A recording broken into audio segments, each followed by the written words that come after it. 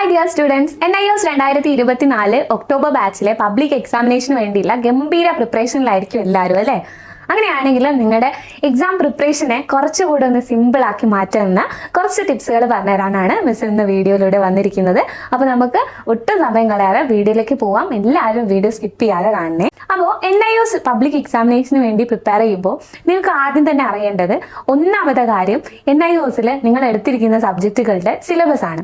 അതായത് ബിഫർക്കേഷൻ സിലബസ് വന്നതിൻ്റെ ഭാഗമായിട്ട് public examination chapters, assignment chapters എന്നിങ്ങനെ 2 ലിസ്റ്റ് ഉണ്ട് അല്ലേ. അപ്പോൾ ഈ ലിസ്റ്റുകൾ നിങ്ങൾ അറിഞ്ഞിരിക്കുക എന്നത് വളരെ ഇമ്പോർട്ടൻ്റ് ആണ്. അപ്പോൾ ഈ പബ്ലിക് എക്സാമിനേഷൻ ചാപ്റ്റേഴ്സുകൾ ഏതൊക്കെയാണ് എന്ന് നിങ്ങൾ അറിഞ്ഞു കഴിഞ്ഞാൽ ആ ഒരു ചാപ്റ്റേഴ്സിനെ ഫോക്കസ് ചെയ്തുകൊണ്ട് നിങ്ങൾക്ക് പഠിക്കാവുന്നതാണ്.